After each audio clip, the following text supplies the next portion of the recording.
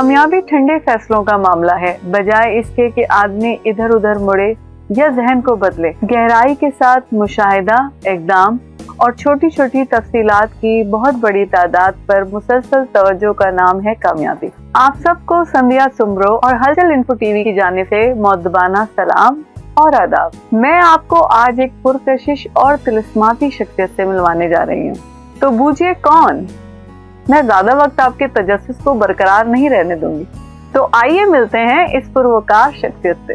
तो ये है हर दिल अजीज शख्सियत मोहतरमा नज़ीहा महमूद, जिन्हें जिया के लक़ब से भी पुकारा जाता है और वो इस नाम से मकबूल भी हैं। आपके बारे में तो बहुत कुछ लिखा और कहा जा सकता है, लेकिन मैं आज मुख्तसरन आपका तारुफ कराने का बेड़ा उठाती हूँ। नज़ीहा महमूद ने हमारे माशरे में खुशियाँ बिखेरने का बेड़ा उठाया हुआ है।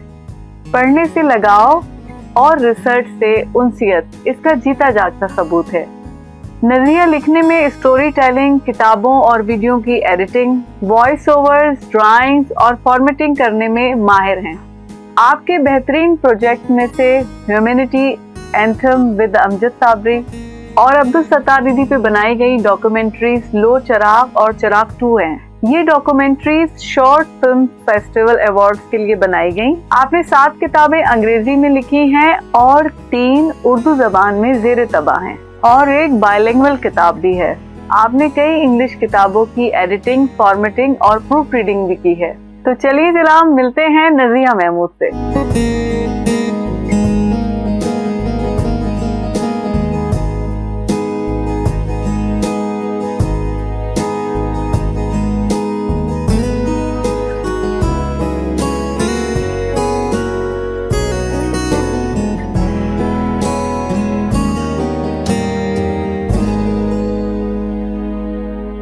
बिस्मिल्लाहिर्रहमानिर्रहीम। अस्सलामुअलैकुम। मेरा नाम नज़ीहा महमूद है और आज बहुत ही सालों के बाद ये मौका नसीब हुआ। मैं अपनी खुशकिस्मती समझती हूँ कि कोई हमारे बारे में, हमारी ज़िंदगी के बारे में किसी ने सवाल किया।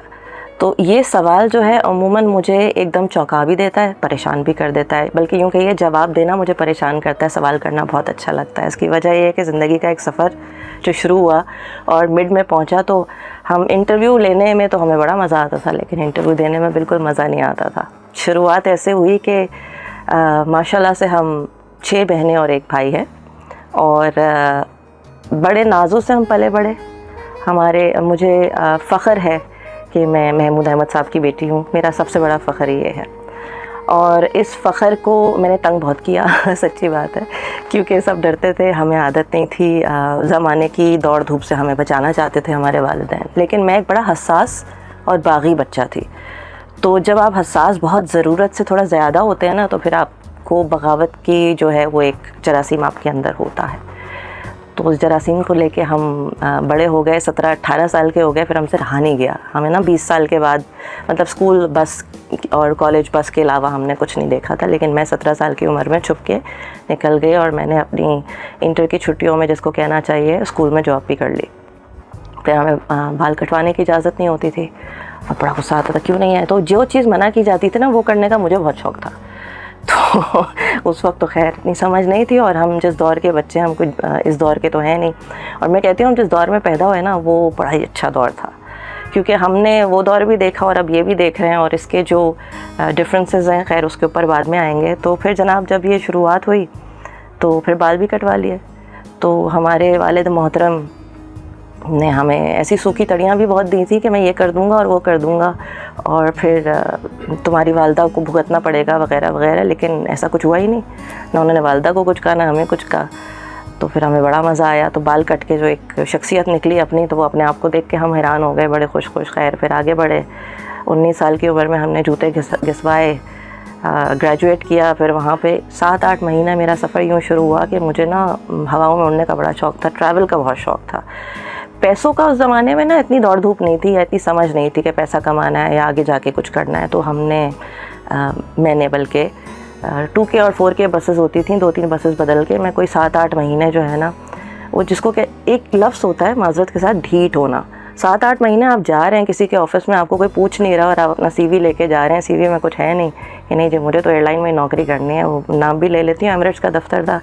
तो एक ख़ातून थी वहाँ पे, बड़ी कोई मॉडल टाइप की माशाल्लाह से, وہ مجھے روز دیکھتی تھی. ایک دن تنگ آ کے غصے میں انہوں نے لٹرلی سی وی میرے ہاتھ سے کھینچا اور کہا بس اب جاؤ میں دے دوں گی آگے. وہ پتہ نہیں ان کے ذہن میں کیا آیا, انہوں نے واقعتاً دے دیا. اور پھر مجھے کال آ گئی, مجھے نوکری مل گئی. میں نے ایمریٹس میں ریزرویشن ایجنٹ کے طور پہ کام شروع کیا.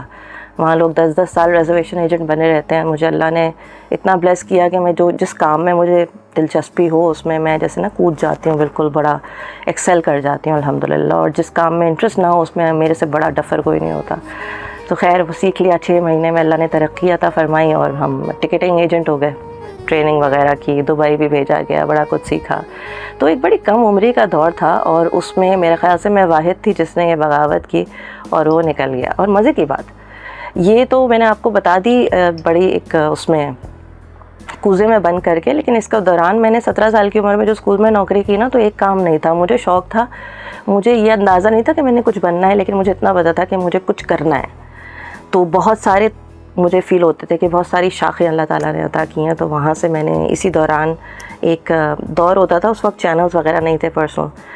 تو میرا یہ تھا نا کہ I was an introvert till I was 19. میں کسی سے اپنے دل کی بات نہیں کر سکتی تھی, بلکہ میں اس لیے نہیں کر پاتی تھی, مجھے لگتا تھا کہ کوئی سمجھے گا ہی نہیں, کوئی سنے گا ہی نہیں, میری کوئی سنتا ہی نہیں ہے, میری کوئی سنے گا ہی نہیں. تو بس اس قسم کے وہ حساسیت میں ہم چلتے رہے. تو مجھے شوق تھا نا بولنے کا. تو ایک دن ویسے ہی ہم ایک پروڈکشن ہاؤس میں چلے گئے اور آڈیشن دیا. تو پہلی لائن پہ ہمیں ہائر کر لیا گیا. تو اس وقت سمجھ میں نہیں آیا کہ یہ بڑی بات ہوتی ہے, ایک دم کسی کو ہائر نہیں کرتے. پھر ہم نے 150 دہاڑی پر کام شروع کیا, ڈیلی ویجز.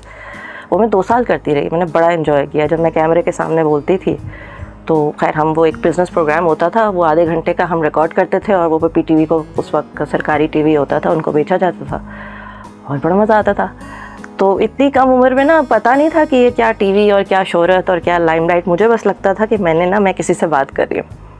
تو وہ سلسلہ 2 سال چلا. اس کے بعد پھر جب میری ایمریٹس میں نوکری ہوئی تبھی وہ سلسلہ چلا. پھر اس کے بعد پھر مجھے دوسری نوکریاں کرنی پڑیں ایئرپورٹ کے اوپر, جن میں میں تقریباً 6-7 سال میں نے کام کیا. تو اس دوران میں نے 2 سال کا وقفہ لیا. اسی طرح میں دہاڑی پہ کرتی رہی. ایونچولی 2007 میں مجھے اندازہ ہوا کہ شاید میں کیمرے کو پسند ہوں. تو جتنا مجھے کیمرہ پسند تھا اس سے زیادہ, کیونکہ اس وقت دیکھیں جوانی تھی اور ابھی سے تو مطلب جتنا ابھی میری شخصیت آپ دیکھ رہے ہیں, میں شاید I am not even half the person I used to be. تو ہر دور کی ایک حسن ہوتا ہے. تو اس وقت یہ تھا کہ ہم بولتے بھی بڑا اچھا تھے, دکھتے بھی بڑا اچھا تھے, اور کیمرے کی آنکھ ہمیں ایسے دیکھتی تھی جیسے آئینے سے بھی زیادہ بہتر ہمیں نظر آ رہے ہوں ان کو. تو اس میں کیا ہوا, میں نے فل ٹائم یہ سب ایویشن چھوڑ کے 10 سال اس میں گزار کے میڈیا انڈسٹری جوائن کر لی ایز اے نیوز پریزنٹر.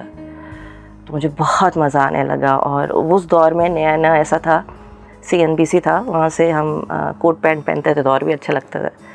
تو وہ 6 مہینے اس میں کر کے پھر انہوں نے سما نے اس کو ٹیک اوور کر لیا as a full news channel. اور پھر وہاں سے ہم نے خبریں پڑھیں کچھ سال, 3-4 سال کے بعد نا مجھے ایسا لگتا تھا کہ جیسے میں نے شروع میں سریہ کی بات کی تھی کہ جب آپ بہت زیادہ لائم لائٹ میں آ رہے ہوتے ہیں نا, تو وہ چیز مجھے بچپن سے ہی, میں اگر آپ کو تھوڑا سا واپس پیچھے لے جاؤں تو لائم لائٹ کا نا مجھے گھبراہٹ ہوتی تھی کہ بس میں لائم لائٹ میں نہ ہوں, مجھے اپنے لیے کچھ کرنا تھا. مطلب جب میں چھوٹی تھی 11 سال کی عمر کی, تو مجھے کہانیوں سے لگاؤ ہو گیا. الف لیلا کی کہانیاں نہیں ہوتی تھیں, اور میرے ساتھ ایک مسئلہ تھا جو مجھے اس وقت سمجھ میں نہیں آیا, کیونکہ اتنے سارے بچوں میں نا ماں باپ کے پاس اتنا وقت نہیں ہوتا. میرے والد صاحب وہ سب سے زیادہ ٹرسٹ وردی تھے. تو میرے دادا ابو کا انتقال جب ہوا تو انہوں نے ابو کو ذمہ داریاں سونپی. تو ابو کے اپنے 12 بہن بھائی تھے. So my father was, I would say, a legend, and he was the kindest human being that I have ever met. انہوں نے اپنی ساری ذمہ داریاں نبھائیں. تو اس کے بیچ میں ہم نے کہا یار 5ویں نمبر کیا ہوتا ہے, بیچ میں سینڈوچ ہی ہوتا ہے نا, تو کیا بولیں اب کہ پڑھا نہیں جاتا. تو جب ایک لائن میں پڑھتی تھی ٹیکسٹ بک کی اور میں اسی پر اٹکی رہتی تھی. تو کہانیاں پڑھ کے نا آپ یقین نہیں کریں گے, میں نے فزکس کے پیپر میں کرکٹ کی کہانیاں لکھی ہیں, اور میں نے, مجھے یاد ہے کوئی 250 صفحہ بھرا تھا اتنی بڑی شیٹ کا. تو وہ پتہ نہیں کیا لکھ دیا. وہ میرا اے آیا, مطلب یہ کہ میرے 70+ مارکس آئے تھے اس میں, کیسے معلوم نہیں. اب میں یہ نہیں کہوں گی اس میں ٹیچر کی بھی غلطی ہے کیونکہ اتنا برڈن ہوتا ہے, لیکن میری خوش قسمتی تھی کہ وہ اوور لک ہو گیا, یا ہو سکتا ہے ان کو میری کہانی پسند آ گئی ہو, تو انہوں نے کہا بچی کو پاس کر دو. کبھی میں فیل نہیں ہوئی. 8th میں مڈ ایگزام میں میتھس میں ایک دفعہ فیل ہوئی تھی بس. تو وہ کہانیوں سے جو لگاؤ تھا, تو میں نے لکھنا بھی اسی عمر میں شروع کیا تھا. بہت ہی فنی قسم کی انگریزی پوئٹریاں, ڈیلی نیوز ایک نیوز پیپر آتا تھا, میں ایسے ہی اس میں ایک دفعہ ٹی وی میں ایڈ دیکھ کے نا میں نے ویسے ہی بھیج دیا. تو کہ پڑھائی لکھائی میں انٹرسٹ نہیں تھا اور انٹرسٹ ہو بھی نہیں سکتا تھا کہ میرے سے پڑھا ہی نہیں جاتا تھا نا. تو میں نے کہا کچھ بن تو سکتے ہی نہیں, تو اب کچھ ایسا کرتے ہیں جو یہ اس وقت عقل نہیں تھی, بس وہ شوق کو آگے بڑھاتے رہے. وہ جب چھپنے لگ گئیں تو آپ مطلب ایکسپریشن میں بیان نہیں کر سکتی میرے والد محترم کے چہرے پہ جو ہوتا تھا. وہ خوشی خوشی اس آفس جاتے تھے. 40 سال انہوں نے ماشاء اللہ مستقل مزاجی سے ایک ہی جگہ نوکری کی. He was one consistent being I have seen, اور اس قدر لائل. اور پھر اس کے بعد جب وہ کمپنی ڈوبی ہے تب جا کے انہوں نے چھوڑا اور اپنی گریجویٹی بھی چھوڑ دی, لیکن اپنے باس کو پھر بھی نہیں چھوڑا ان کی آخری سانس تک. تو میں ان والد کی بیٹی ہوں. اور میری والدہ نے ہمیں بچپن میں پڑھایا. کلاس 6 تک مجھے یاد ہے کہ وہ کھیلنے نہیں دیتی تھی, مار بھی لگتی تھی اگر نہ پڑھو تو میں تو سب سے بڑی چور تھی پڑھنے کی. اور یقین کریں میں قرآن مجید میں پڑھنے میں بھی چوری کرتی تھی, میں جھوٹ نہیں بولوں گی. اب مجھے کیا پتہ تھا میں کوئی غلطی کر رہی ہوں, تو بعد میں جا کے پتہ چلا کہ کیا میں مس کر رہی تھی. تو استانی جی میری جو ہے نا میرے سے بڑی ناراض رہتی تھی کہ نون سے اس کا نام شروع ہوتا ہے, اس کو ہٹاؤ, میں اس کے سامنے نہیں پڑھاؤں گی نا. تو پھر ہم نے خود بیٹھ کے غلط صحیح اللہ معاف کرے اس کو کمپلیٹ کیا. بچپن میں تو عربک میں پڑھا, کچھ سمجھ میں نہیں آئی. پھر کہانیوں میں لگ گئے تو ابو خوش ہوتے رہے, اور وہ آفس سے ڈیلی نیوز پیپر لاتے تھے, ہماری چھپنے لگیں آہستہ آہستہ پوئمز. اس کے بعد میں نے کہانیاں لکھنی شروع کی. آج بھی میرے پاس وہ کہیں رکھی ہوئی ہوں گی اس کی کٹنگز. تو بہرحال آگے آتے ہیں واپس وہیں پہ. پھر جب ٹی وی میں 4 سال ہو گئے نیوز پریزنٹیشن کرتے ہوئے, اس دوران میں نے ایک آدھ دفعہ لنڈن ٹریول کیا, 3-4 دفعہ دبئی ٹریول کیا. تو مطلب یہ کہ ایک ایکسپوجر ملنا شروع ہو گیا تھا آن مائی اون. پھر مجھے خیال آیا ایک دن کہ اب میں کیا کر رہی ہوں, مطلب میں کیمرس میں خبریں پڑھ رہی ہوں. بم پھٹتے تھے اس زمانے میں بہت زیادہ, 2008 کے قریب کی بات ہے. تو روز ایک بم کی سٹوری ہوتی تھی اور 8-8 گھنٹے بغیر اسکرپٹ کے ہمیں اسٹوڈیو میں بٹھا دیا جاتا تھا, اور مطلب کہ سنسنی پھیلائی جاتی تھی. تو پھر مجھے ایک کالنگ ہوئی نا. اس وقت I was like pretty young in my 20s, تو کیا پتہ ہوتا ہے, لیکن ایک جیسے کہنا چاہیے ایک خیال آیا کہ ایک رونت سی فیل ہو رہی ہے کہ مطلب یہ کہ ہم بیکار کام کر رہے ہیں کوئی. اور اسٹوڈیو میں جب آپ جاتے ہیں نا تو خواہ آپ کی گردن میں ایک سریا آ رہا ہوتا ہے. ناٹ دیٹ کہ میری گردن میں آ گیا تھا سریا, لیکن میں نے محسوس کیا کہ جو یہ والی فیلڈ ہے نا اس میں لوگ اپنے آپ کو دوسروں سے تھوڑا بڑھتر سمجھتے ہیں, ان کی سیلریاں بھی زیادہ ہوتی ہیں. اچھا میری سیلری چونکہ میں جس کو کہنا چاہیے نا ملنگ طبیعت کی ہوں بچپن سے ہی, تو نہ مجھے اپنی وہ چاپلوسی ٹائپ کی چیزیں آتی تھی, نہ مجھے سیلری بڑھوانی آتی تھی, تو میری سب سے کم تھی. لیکن پھر بھی مجھے لگا کہ یہ کام میں کسی کا کیا فائدہ ہو رہا ہے, خبریں تو سب دے رہے ہیں. تو ایک سے دوسرا دن ہوا اور میں نے اپنے باس سے ریکویسٹ کیا کہ میں تو ضدی تھی نا کہ نہیں مجھے ڈاکیومنٹری ڈپارٹمنٹ میں جانا ہے. وہاں پورا ایک سیٹ اپ ہوا تھا, ڈاکیومنٹری بنے نہ بنے لوگ سب تھے وہاں پہ. اور خواتین سے ذرا زیادہ جلدی انسیکیور ہو جاتی ہیں نا, تو وہاں حاسدین مجھے اتنے ملے, میں جا کے اس ڈپارٹمنٹ میں بیٹھنا شروع کر دیا. آپ میری ضد کا یہ عالم دیکھیں. اور پھر 5 باسز تھے میرے, 5 میں سے ایک کو میرے پہ رحم آ گیا. انہوں نے کہا آپ چھپ کے ایک ڈاکیومنٹری بنانے. 2009 کا وقت تھا. مجھے شوق تھا, یہ جو کراچی کے بچے میں دیکھتی تھی نا مجھے بڑا غصہ آتا تھا ان پہ جب یہ ٹھک ٹھک ٹھک ٹھک کرتے تھے اور انگوٹھیوں سے مارتے تھے گاڑی پہ. گاڑی چلانی بھی ہم نے جیسے سیکھی, وہ بھی ایک کہانی ہے, خیر اس کی تہ میں نہیں جاتے, تھوڑا آپ کو بور بھی نہیں کرنا ہے. تو خیر گاڑی چلانی بھی خود ہی سیکھی, مہران سے سٹارٹ لیا اور اس کے بعد ہم گاڑی چلاتے تھے. تو جب گاڑی پہ انگوٹھی پڑتی تھی نا تو ایک کوفت محسوس ہوتی تھی نا, میں کئی دفعہ غصے میں آ جاتی تھی. تو میں نے کہا اپنا غصے کو ٹھنڈا کرتے ہیں اور ایزی میں کود جاتے ہیں, جو چیز ڈسٹرب کر رہی ہے نا پرابلم میں کود کے پرابلم سے نکلتے ہیں. تو مجھے تھا کہ میں ان کی کہانی جانوں. میں نے اپنے باس سے کہا مجھے اسٹریٹ کمیونٹی پہ ایک ڈاکیومنٹری بنانی ہے. کراچی میں نے بہت نارملی یہ دیکھا نہیں, آج کل کے دور میں تو بالکل بھی نہیں, اس دور میں بھی انفارمیٹیو جو کام ہوتا تھا اس کو لوگ اتنا اپریشیٹ نہیں کرتے. ابھی آپ میں کوئی ڈانس کر کے کوئی ویڈیو لگا دوں, آپ دیکھیں ملینز میں ویوز جائیں گے. آج میں کوئی ویڈیو لگاؤں ڈاکیومنٹری کی تو اس میں 200-150 ویوز آتے ہیں. تو خیر اس سے تو کوئی مطلب نہیں تھا, مجھے تو اپنے پیشن سے مطلب تھا. تو خیر بڑی میں نے جوتیاں گھسائیں, بڑی بحثیں کی, 1 مہینہ مجھے لگا تقریباً. انہوں نے کہا آپ کو شرط یہ ہے کہ چھپ کے کرنا پڑے گا, ساری ریسرچ خود کرنی پڑے گی, وائس اوور بھی خود کرنا پڑے گا, اسکرپٹ بھی خود لکھنا پڑے گا اور وغیرہ وغیرہ, ایڈٹ بھی خود کروانا پڑے گا. اچھا ٹھیک ہے ہم کر لیں گے. مجھے لگا آسان ہوگا. تو ایڈٹ میں تو جناب میری مطلب یہ کہ سمجھے مجھے بخار ہو گیا, رونے نکل گیا, ایڈٹ نہیں ملتی تھی مجھے. تو رات کے ٹائم پہ اس وقت 20s میں مجھے 15 دن رات کو ایڈٹ ملی, اور وہ ڈاکیومنٹری میں نے پوری ریسرچ کر کے وائس اوور کر کے اس کا پوسٹ پروڈکشن پہ بیٹھ کے سب خود کروایا. اور ایک NGO کے تھی, اس میں مجھے نام اس وقت یاد نہیں آ رہا, بڑے اچھے تھے ان کے, آصف حبیب رانا نام تھا ان کے, پتہ نہیں آئی سے کچھ نام تھا ان کا, جو اسٹریٹ کمیونٹی کے لیے بہت کام کرتے ہیں, یاد آئے گا تو بتاتی ہوں. خیر انہوں نے بڑی میری مدد کی, اور ان سے میں نے کہا کہ مجھے نا را تھاٹ چاہیے اس وقت ہی اتنی عقل تھی کہ اسٹوری میں، چونکہ بچپن سے ہی تھے نا کہانیوں میں، تو میں بس کہانیوں والا بندہ تھی. مجھے لگتا تھا میرے میں کوئی ٹیلنٹ نہیں ہے، بس کہانیوں میں مجھے انٹرسٹ تھا. آگے جا کے بتاتی ہوں یہ انٹرسٹ پروان کیسے چڑھا. تو وہ کر لیا ہم نے، ڈاکیومنٹری بن گئی. لانگ اسٹوری شارٹ، وہ بڑا ایگنائزنگ ٹائم تھا میرے لیے. اور مطلب کچھ باسز کی تو دیکھیں اللہ معاف کرے، آپ جیسا بھی آپ کی اپیرنس ہو وہ تو اللہ اور آپ کے بیچ کی بات ہے، لیکن اگر آپ اللہ رسول کی بات ایک طرف کر رہے ہیں اور آپ کی مطلب داڑھی بھی ہے، سارا کچھ ہے، تو پھر آپ کو حسن سلوک بھی، ایک صلہ رحمی سے بھی چلنا چاہیے. لیکن ہمارے ہاں یہ صرف اس دور میں نہیں ہے، پچھلے دور میں بھی نہیں تھا، میں آپ کو سچ بتاؤں. لیکن جو لوگ ضدی ہوتے ہیں نا، باغی ہوتے ہیں، میں سچ بتاؤں یہ بغاوت کو آپ اپنی انرجی پازیٹیو یوز کرو، یہ بغاوت سب سے اچھی چیز ہے. تو خیر وہاں سے ہم نے دھکے کھانے شروع کیے، لیکن اس وقت تک ہمیں مزہ بڑا آیا. تو آپ یقین کریں مچھر کالونی میں ہمارے پیچھے میں زنجیروں سے بندھے ہوئے بچوں کو دیکھا تو میرا ایک ایمپیتھک ہارٹ، انسانیت کے طور پہ میں آگے گئی، ٹیم پیچھے، تو باپ ہمارے پیچھے چھریاں لے کے بھاگا. ایسا بھی ہوا ہے. تو ہم آگے بھاگ رہے ہیں، اس وقت جوان تھے، خوب تیز بھاگے، ہم بچ گئے. اور مچھر ہی مچھر، 3 دن میں بستر پہ پڑی رہی، اٹھ نہیں سکی، اتنی میں بیمار ہو گئی. وہ ڈاکیومنٹری جب چلی تو لوگوں نے بڑی پسند کی، بڑی مشکل سے ایک تو اس کو آن ایئر کروایا. میں اتنی تھک گئی تھی تو میں نے کہا دبئی چھٹیوں پہ جاتے ہیں. 2007 میں میری شادی ہو گئی تھی، تو میں اپنے میاں کے ساتھ چھٹی پہ چلی گئی. اور وہاں پہ دوسرے دن میرے کولیگ کا فون آیا کہ آپ کو فائر کر دیا. تو بھائی کیوں فائر کر دیا؟ وہاں سے پھر ہماری ضد چلی.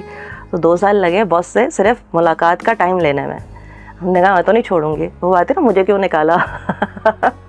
میرا سوال صحیح تھا، لیکن باقی مجھے کیوں نکالا ضروری نہیں ہے کہ ہر بندہ بولے اور صحیح بولے. تو ہم نے کہا جی 2 سال کے بعد ملاقات ہوئی. اللہ میاں ان کو جنت نصیب کرے. ظفر صدیقی اس وقت تھے. تو معلوم ہوا کہ اپنے ہی گراتے ہیں نشیمن پہ بجلیاں، اور آپ کے دوست ہی آپ کو بیک سٹیپ کرتے ہیں. تو HR والی ہماری بڑی اچھی دوستی تھی ان سے، تو پتہ چلا انہوں نے ہی ہمارے بارے میں پتہ نہیں کیا کیا مشہور کر دیا کہ یہ انسٹیبل ہیں خاتون، غصہ بہت کرتی ہیں اور لڑائی بہت کرتی ہیں، اور آفس میں بڑا انہوں نے مسئلے پھیلائے ہوئے تھے. ہم کہا کیا مسئلے پھیلائے تھے بھائی؟ پتہ نہیں. تو ہوا یہ تھا کہ وہ چونکہ میں نے بڑی اچھی ڈاکیومنٹری بنا لی تھی اور میرے پاس کوئی وہ بھی نہیں تھا فیتا یا ایجوکیشن، گوگل سے سیکھ کے ہم نے ڈاکیومنٹری بنائی، کیونکہ شوق تھا. تو شوق کا کوئی مول نہیں ہے، جو آپ کو شوق ہوتا ہے تو آپ سیکھ لیتے ہیں، جیسے چاہیں آپ ویسے ہو جاتے ہیں، اسی سانچے میں آپ ڈھل جاتے ہیں. تو جو سیکھ کے بیٹھے ہوئے تھے، باہر سے پڑھ کے آئے تھے کینیڈا سے، وہ خیر اللہ میاں ان کو بھی اپنے وقت میں سب ہوتا ہے، حسد بھی ہوتی ہے، نارمل سے ایموشنز ہیں، یہ ہو جاتے ہیں اس عمر میں. تو لیکن ہمیں پھر اس کی قیمت دوسروں کو چکانی پڑتی ہے. تو ہم نے 2 سال بعد باس نے مجھے کہا کہ بھائی یہ تو کہہ رہی ہیں آپ کو کوئی اینگر مینجمنٹ ایشوز تھے، تو آپ کے کوئی مسئلے مسائل تھے، اس لیے آپ کو فائر کیا گیا تھا. تو میری ہنسی چھوٹ گئی باس کے آگے. تو باس پوچھتا ہے آپ بتائیں آپ کے یہ مسئلے ہیں، آپ نے کوئی تھیراپی لی ہے؟ تو میں نے کہا نہیں سر، نہ مجھے تھیراپی لینے کی ضرورت محسوس ہوئی، نہ میں نے لی. تو کہہ رہے آپ بتائیں نا آپ کے ایشوز ہیں. میں نے کہا آپ میرا انٹرویو کر رہے ہیں 1 گھنٹے سے، آپ مجھے بتائیں میرے کوئی ایشوز ہیں. وہ پیچھے ہی بیٹھی ہوئی تھی خاتون، ان کی طرف میں نے دیکھا بھی نہیں، کچھ بھی نہیں، کیا کرنا ہے بغض رکھ کے. وہ کہتے ہیں نا کہ 1000 غم ہے خلاصہ کون کرے، مسکرا دیتے ہیں تماشا کون کرے. تو کچھ ایسا ہی سین تھا ہمارا بھی. یہ نہیں کہ غصہ آتا نہیں تھا مجھے، ہوا سے بھی لڑی ہوں میں، ایسی بات نہیں ہے. کیونکہ جب آپ حساس ہوتے ہیں نا اور باغی ہوتے ہیں اور آپ کی کوئی سنتا نہیں ہے، تو آپ ایک میکنزم بنا لیتے ہیں کہ آپ اپنے دکھ درد کو نا غصے کی شکل دے دیتے ہیں. تو وہ ہمارے وہ کام میں میری ہوتی تھی لڑائیاں کہ بھائی میں بہت انٹینس ہو جاتی تھی کئی دفعہ کہ نہیں یہ کام کو اس طرح پرفیکشن ڈھونڈتی تھی. ایکچولی بعد میں پتہ چلا کہ پرفیکشن کوئی چیز نہیں ہوتی، ایکسلنس ہوتی ہے. تو اللہ کا کرم دیکھیں انہی کے سامنے جن کی وجہ سے مجھے فائر کیا گیا تھا، مجھے پھر ظفر صدیقی صاحب نے ہائر کر لیا. 2 سال تک میں نے بڑے مزے سے دوبارہ وہی کام کیا جہاں سے شروع کیا تھا. خبریں پڑھیں کیونکہ اور کوئی مجھے لگا کہ یہاں پر اب فٹ ہونا مشکل ہے، because I was in my 30s. یہ ہے شہر کراچی، جہاں صبح کے ساتھ ہی زندگی رواں دواں ہو جاتی ہے.